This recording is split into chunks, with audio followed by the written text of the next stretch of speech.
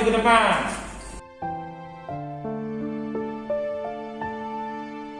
Baik teman-teman, sebelum kita memulai kegiatan pada hari ini, alangkah baiknya kita berdoa dahulu. Berdoa menurut keyakinan masing-masing, mulai.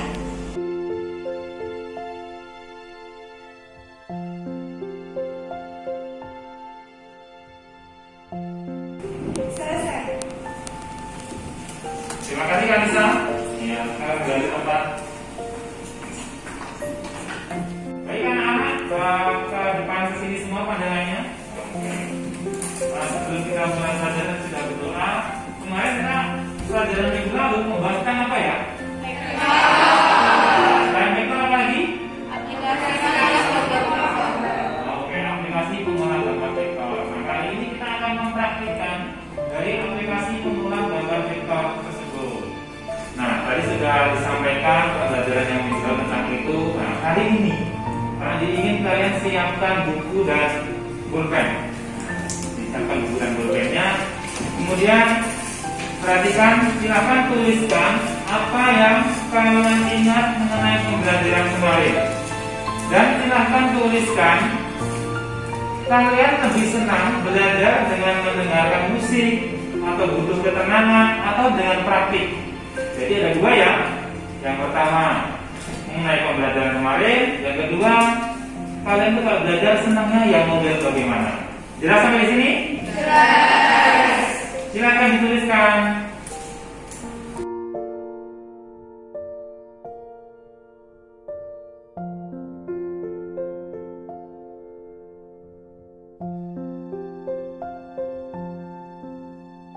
Baik, tadi sudah ditulis apa yang kita pelajari kemarin. Nah, dari yang sudah kalian tulis itu, adakah yang ingin kalian tanyakan? Silakan angkat tangan.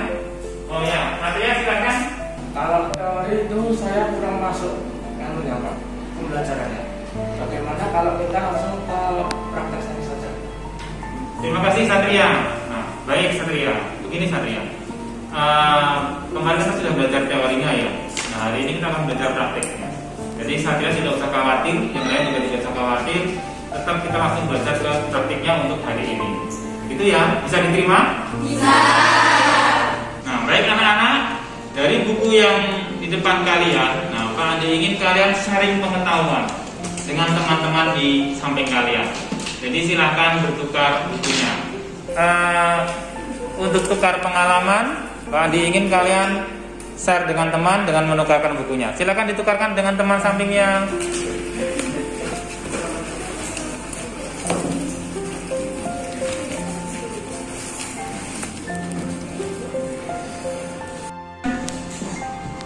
Sudah ditukar semua ya?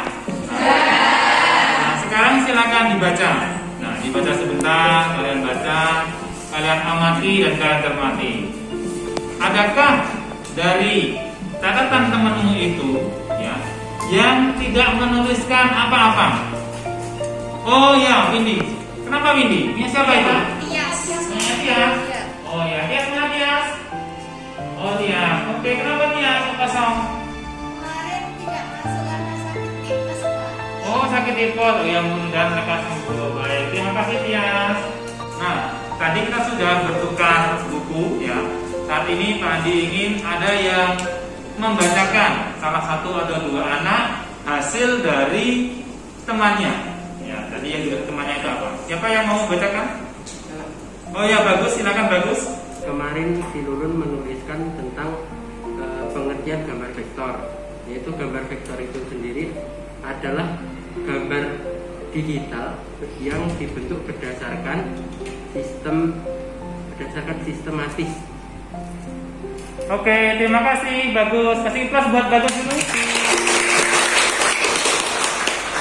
Nah, tadi bagus sudah mengutarakan. Ada lagi ingin menyampaikan? Oh ya, Alika, silakan Alika.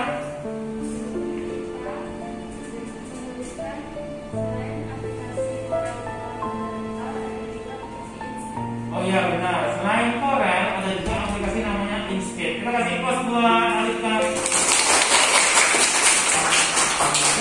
Luar biasa sekali. Ini dua orang teman kalian sudah berani membacakan apa yang dituliskan oleh temannya. Sekali lagi Pak Andi mohon tepuk tangannya buat bagus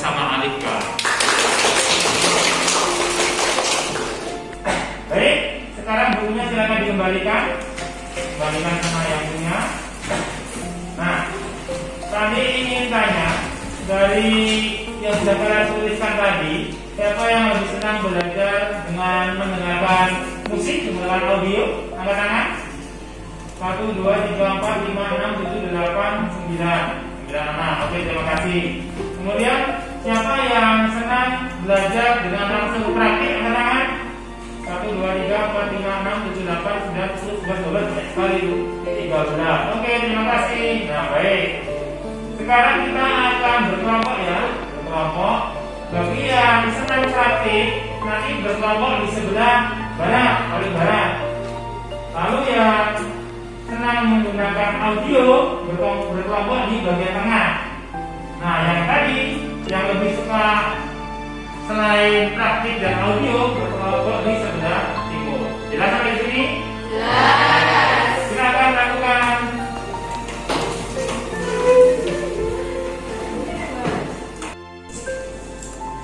Baik anak-anak, sebelum kita melanjutkan, kita akan sedikit melakukan relaksasi dengan teknik stop terlebih dahulu.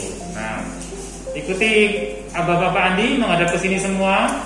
Tangannya rileks ya di samping. Menghadap ke sini semua, tangannya di samping rileks. Oke. Nah, pertama silakan tarik nafas dalam-dalam. Tahan sebentar, lepas pelan-pelan.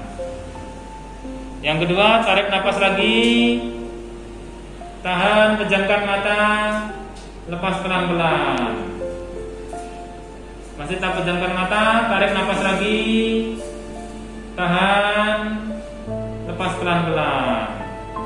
Ulangi sekali lagi dan rasakan. Tarik nafas lagi. Yang dalam, tahan. Lepas pelan-pelan. Rasakan lagi apa yang terjadi di tubuh kalian. Tarik nafas yang dalam. Tahan. Lepas pelan-pelan. Buka mata kalian. Apa yang dirasakan? Dirasakan. Yang lain? Kantor. Oh ya, yang ini apa tadi? Kantor. Kantor. Oke, terima kasih. Nah, ada yang rileks. Ada yang santai, ini tadi ngantuk yang tengah. Nah, baik, itu sebenarnya kita melatih konsentrasi, ya supaya kita lebih fokus untuk menerima pembelajaran yang selanjutnya. Jadi kan lebih ada yang rileks, ada yang santai. Nah, ini ngantuk karena tanpa beban ini mas. Nah, itu untuk mempersiapkan kita supaya kita lebih siap untuk menerima pembelajaran selanjutnya. Jelas sampai di sini? Nah, selanjutnya kita akan masuk ke praktik. Silakan dihidupkan komputer kalian yang betul-betul dihidupkan. Nah, anak-anak, kita akan memulai praktik menggunakan Corel. Dari komputer kalian, silakan kalian klik Start. Kemudian kalian cari di sana ada menu Corel Draw. Kita pakai Corel Draw yang versinya X7. Kalian klik dan ditunggu sampai nanti terbuka jendela Corel Draw-nya.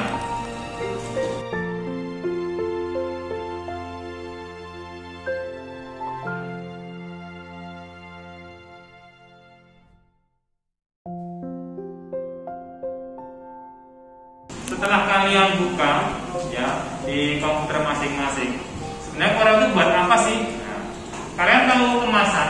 Nah, seperti ini. Nah, ini bawa contoh. Ini contoh kemasan. Nah, ini ada juga kemasan yang model seperti ini juga. Ini ada dua sisi yang transparan. Ataupun kalau kalian sering lihat ada kemasan yang modelnya seperti ini, ada talinya. Nah, ini bisa ditutup dahulu kan, misalnya untuk kemasan oleh-oleh ataupun yang lain. Nah, seperti ini. Nah, kita akan buat seperti ini. Corel itu untuk membuat seperti ini bisa. Jadi dia mengolahnya. Sebenarnya seperti apa sih? Nah, seperti ini. Coba aja tempel dari tadi. Yang ini juga dari Corel. Kita membuat logo. Pertama kita sketsa dulu dari Corel. Ini juga ada logo seperti ini. Ada perincian warnanya. Ini juga dari Corel. Kemudian yang ini kemasan ya, kemasan ini namanya jaring-jaring kemasan. Nah, ini jaring-jaring kemasan. Nah, jadinya seperti apa? Nanti jadinya seperti ini. Jadinya seperti ini. Nah, kita desainnya ini di Corel terlebih dahulu. Lalu kita potong-potong, jadinya kemasan seperti ini. ini salah satu fungsi dari CorelDRAW yang akan kita pelajari. Jadi kalian silakan nanti belajar dengan sungguh-sungguh, silakan diikuti. Nah, pertama kita akan belajar mengenal. Tadi kan kita sudah melihat ya, melihat untuk cara membukanya dan kita sudah praktek. Tadi kita akan mengenal tool-tool apa aja yang di dalam Corel tersebut. Siap? Baik anak-anak, kami akan menampilkan jadi pengenalan dari jendela CorelDRAW. Silakan diperhatikan. Namanya adalah video depan di depan atau modul, dimana pada video kali ini judul untuk memulai judul aktif yang sedang dikerjakan. Ini adalah judul baru. Kemudian yang bawahnya. Nah, ini tadi tutorial untuk pengenalan video. Nah, selain dari tutorial ini, dari video ini, kalian bisa juga mencari dari sumber yang lain. Misalnya dari YouTube, kalian bisa ketikkan ke YouTube. Kemudian silakan kalian cari melalui pencarian YouTube mengenai mengenal antarmuka atau jendela CorelDRAW. Di sana akan tersedia banyak sekali. Ya, nanti bisa kalian lakukan. Jelas sampai di sini? Jelas. Nah, kelompok ini sudah terbentuk. Sekarang Mari akan beri nama. Yang bagian paling barat ini kelompok A. Ya, yang bagian tengah kelompok B, yang bagian timur kelompok C. Jelas sampai di sini? Jelas. Sekarang kita akan berdiskusi dari masing-masing kelompok. Kelompok A, kemudian kelompok B yang tengah, nanti silakan berdiskusi. Lalu kelompok C yang bagian timur, silakan berdiskusi mengenai fungsi dari antarmuka dan tool-tool yang ada pada CorelDRAW. Kalian bisa browsing, bisa diskusi, lalu bisa mencari di artikel di komputer atau di internet. Jelas sampai di sini? Jelas. Oke, silakan dilakukan.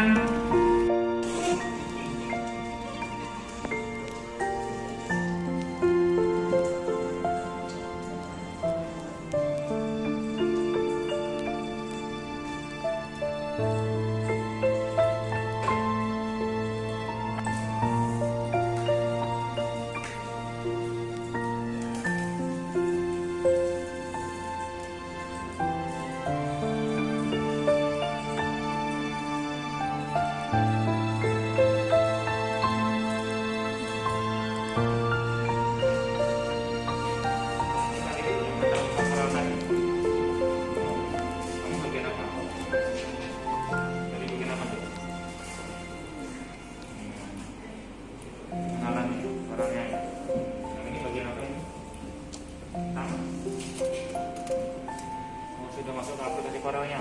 Oke, terus next ini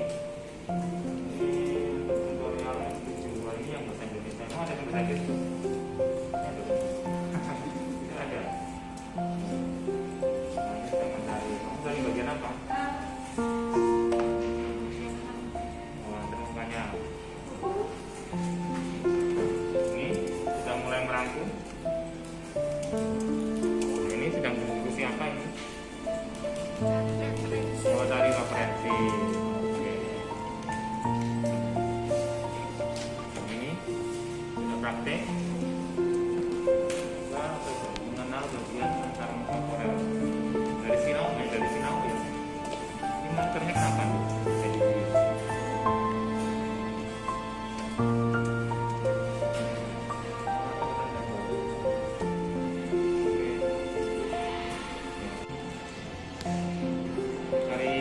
Jadi tadi jangan lupa ya deskripsi menunya. Ini sudah ke praktek. Mau bikin apa ini? Page control. Praktek apa mas? Oh tidak rumah. Oke, yang ini bikin. Oh rumahnya. Sudah.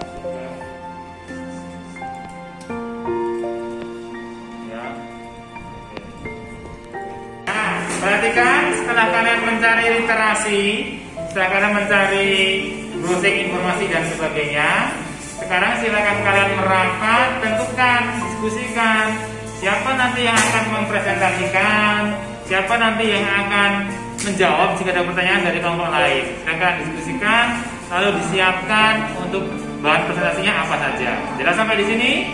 Oke, selamat mengerjakan.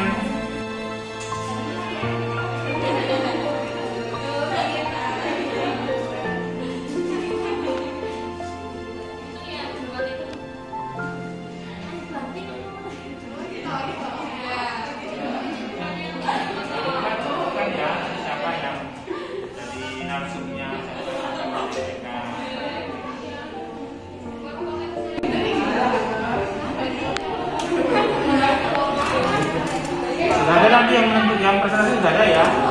Sudah siapkan? Oke, yang lain nanti ikut membantu ya. Jelas ya? Ya, silakan lanjutkan.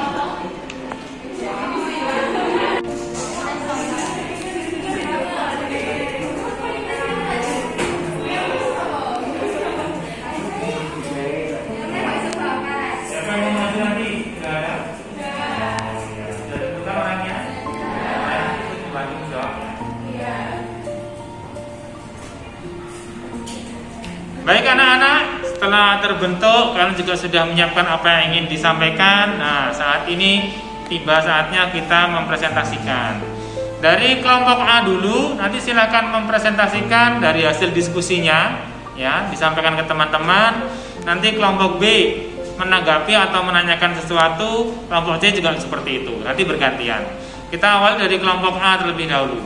Silakan kelompok A yang ingin mempresentasikan. Oh ya, silakan perkenalkan dulu. Perkenalkan, nama saya Eva Abdulsilawati akan mempresentasikan dari kelompok A.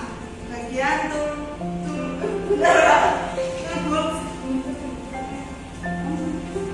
Ya, terus?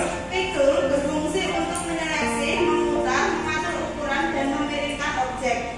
2. Set tool berfungsi mengedit objek yang berbentuk kurva. 3. Crop tool berfungsi untuk memotong, mengambil bagian gambar yang terseleksi dari gambar benchmark dan membuang bagian gambar yang tidak terseleksi. 4. Zoom tool berfungsi memperbesar atau memperkecil tampilan gambar. 5. Freehand tool berfungsi menggambar objek berbentuk kurva dan segmen garis lurus. Oke, kita kasih applause buat kelompok 1. Selanjutnya ada yang ingin menanggapi dari kelompok yang lain? Saya, Pak. Oh ya, kelompok lain ada yang ingin menanyakan atau menanggapi? Saya, Pak. Ya, silakan. Perkenalkan, nama saya Vina Fianika. Saya ingin menanyakan apa fungsi dari pick tool di CorelDRAW. Terima kasih. Dari kelompok A ada yang ingin menanggapi? Iya Pak. Oh ya, Guntur, silakan Guntur. Perkenalkan, nama saya Guntur Laksamana Prakoso. Saya ingin menjawab betul berfungsi untuk memilih, menyeleksi hingga mengatur ukuran posisi dari objek. Oke, terima kasih. Kasih applause buat Guntur. Selanjutnya dari kelompok sana ada yang ingin tanyakan? Ya, silakan. Oh ya. Ya, silakan Lulun. Perkenalkan, nama saya Lulun Anggoro, ingin menanyakan kalau mau memotong itu kira-kira pakai tool apa ya? Oh. Oh ya, terima kasih Lulun. Kelompok C ada yang ingin menanggapi? Saya, Pak. Oh ya, silakan. Kenalan dulu. Perkenalkan, nama saya Salsa Putri. Saya ingin menjawab dari tanya dari Lulun ya. Bagian yang memotong itu adalah crop tool. Sudah, Pak. Oke, terima kasih. Kita applause buat kelompok A. Kelompok A, selanjutnya kita ke kelompok B ya. B siap? Ya. Oke, siap.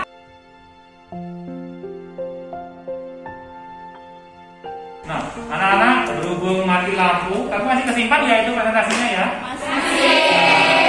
Jadi mati lampu tidak menjadikan penghalang kita untuk belajar. Kita lanjutkan presentasinya sekarang di kelompok B. Kelompok B siap ya? Siap. Mati lampu bukan halangan ya? Baik. Kelompok B silakan persiapan. Kelompok B silakan berdiri yang akan mempresentasikan. Ya, menghadap ke teman-temannya. Perkenalkan, nama saya Dia Galiani. Saya perwakilan dari kelompok B ingin mempresentasikan hasil diskusi dari kelompok kelompok B yaitu tentang fungsi menu CorelDRAW. Yang pertama ada menu Drawing Pack, merupakan daerah yang berbentuk kotak yang berfungsi menunjukkan jenis kertas yang terletak di dalam drawing window. Semua objek atau gambar yang terletak pada area ini akan dapat dicetak ke printer, sedangkan gambar yang melewati area ini tidak akan dicetak oleh printer. Yang kedua, ada menu control window, adalah navigasi yang berfungsi untuk perkecil, perbesar, dan penutup Windows.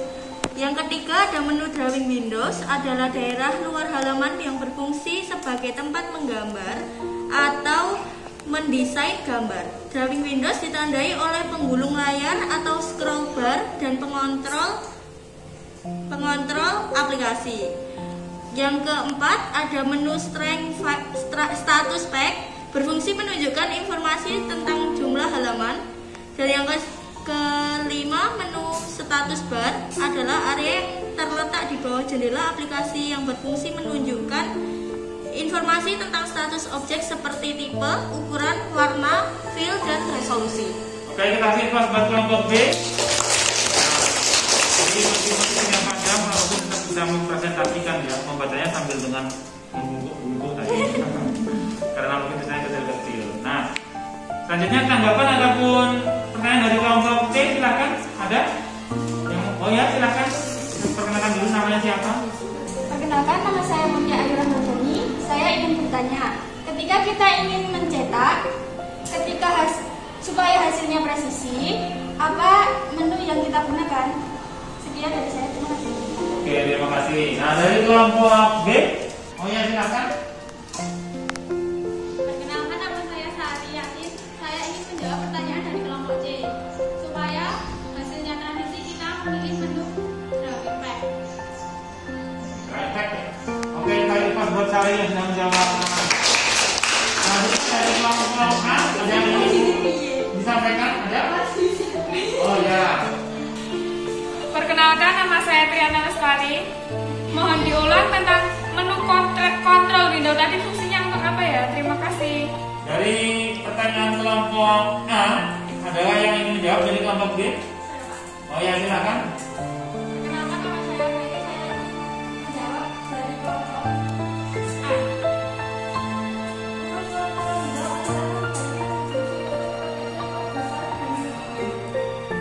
Oke, kita kasih kelas buat kelompok B.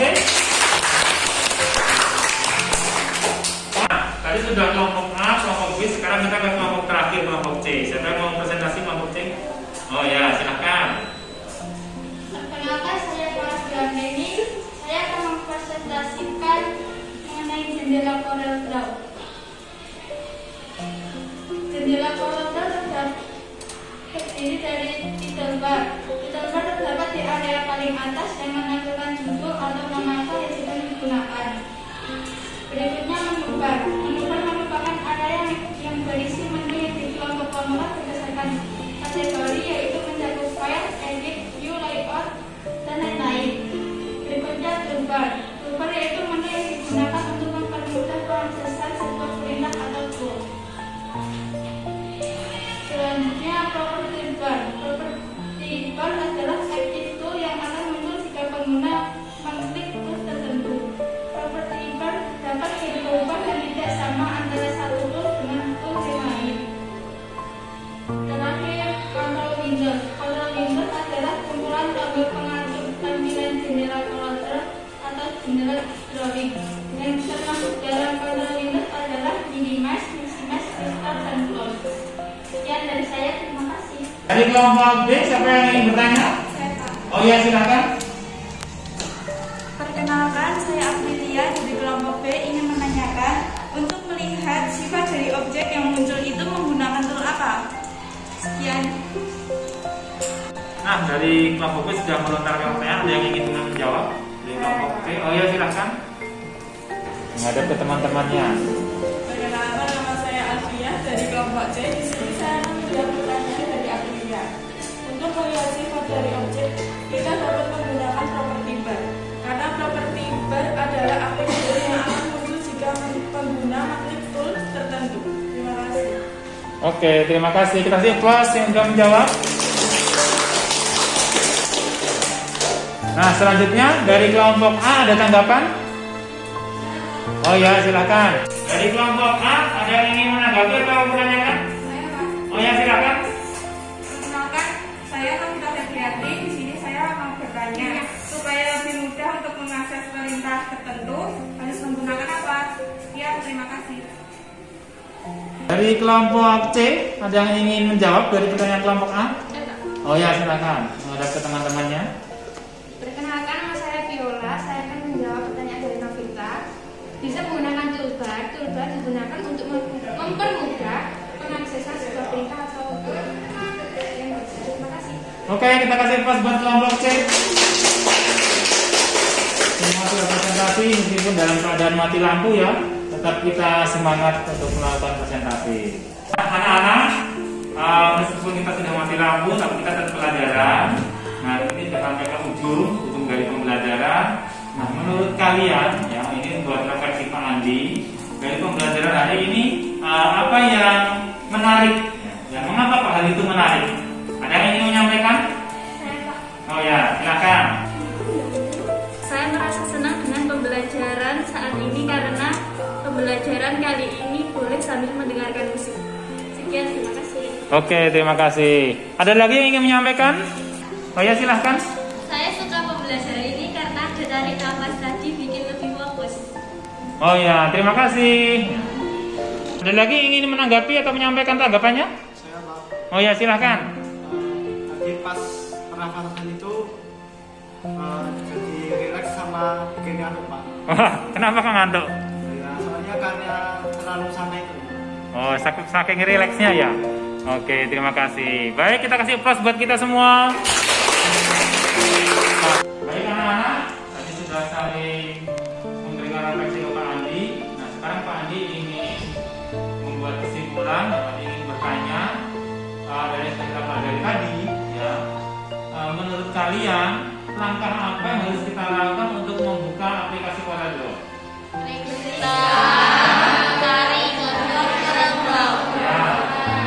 Yang dikit ikonnya terima kasih. Selanjutnya setelah Corel terbuka, ya, Corel terbuka, menu apa aja yang tampil di aplikasi Corel tersebut? File, lalu edit, tools, export. Itu yang utama. Nanti masih ada menu yang lain sebenarnya. Tadi kita belajarnya sekitar itu. Terakhir sekarang. Nah, bagian terpenting dari Corel adalah tool, ya enggak? Ya. Nah, dari tool itu, coba kalian sebutkan apa aja tool yang ada di Corel itu?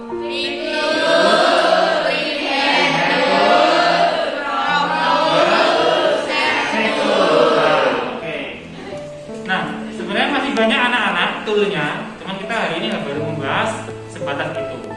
Di pertemuan yang akan datang, kita akan bahas lebih banyak lagi tool-tool itu sekaligus kita mempraktekkan. Jadi masing-masing tool itu fungsinya buat apa? Ya, tadi kita terhambat oleh listrik yang padam, tapi itu tidak jadikan masalah, diskusi tetap berjalan, sana tetap berjalan. Jelas sampai di sini? Jelas. Jangan lupa setelah ini kursinya dirapikan, ya, lalu kita kembali ke tempatnya masing-masing untuk pelajaran selanjutnya. Bisa? Bisa. Terima kasih atas perhatiannya. Jangan lupa dirapikan tuh kursi-kursinya, ya, lalu kita kembali ke kelas berikutnya. Assalamualaikum warahmatullahi wabarakatuh. Waalaikumsalam warahmatullahi wabarakatuh. Terima kasih Pak. Selamat siang.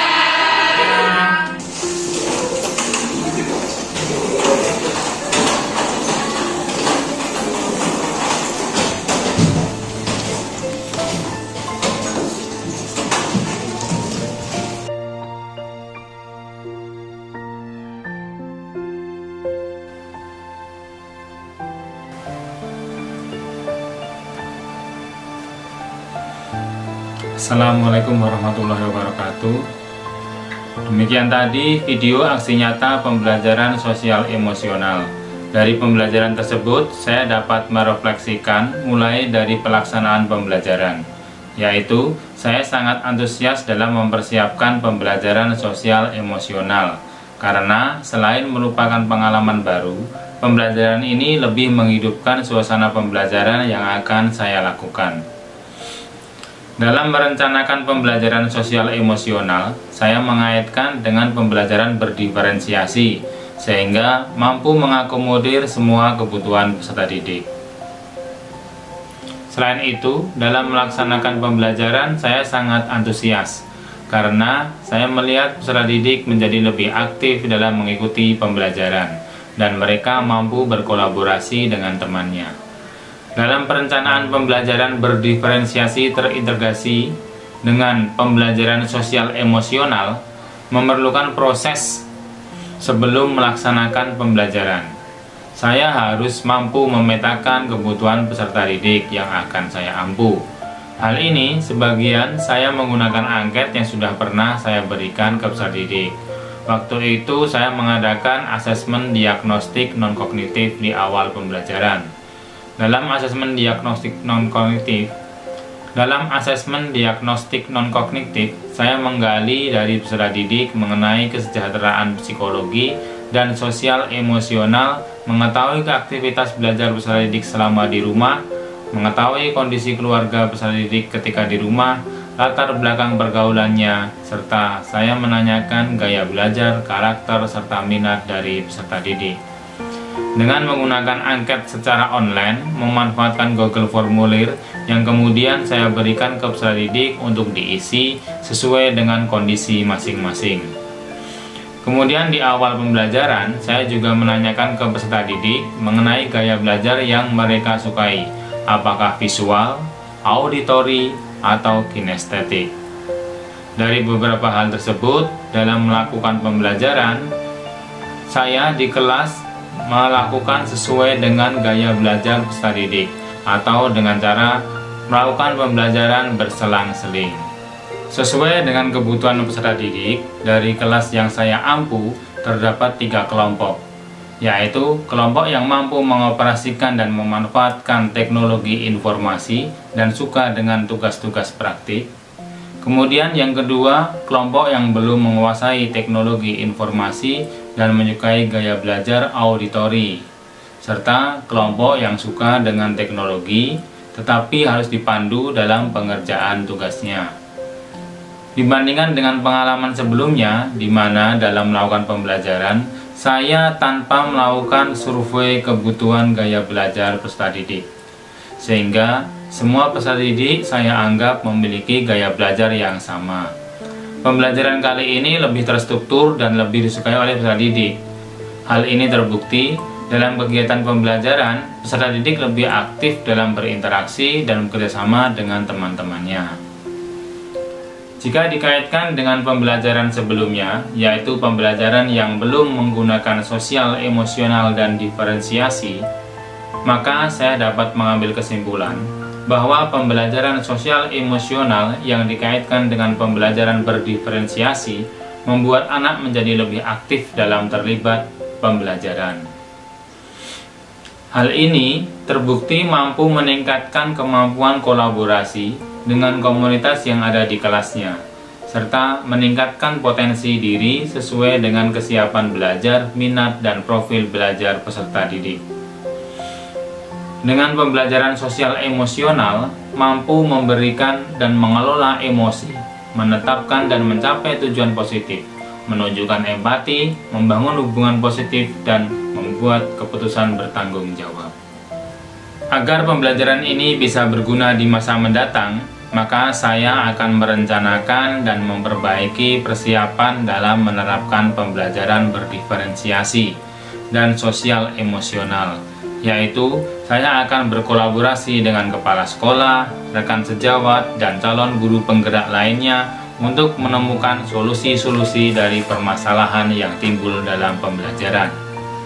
Selain itu, saya berharap bisa mengimplementasikannya di kelas yang saya ampu, terutama dalam menerapkan diferensiasi pembelajaran, baik diferensiasi konten, diferensiasi proses, dan diferensiasi produk.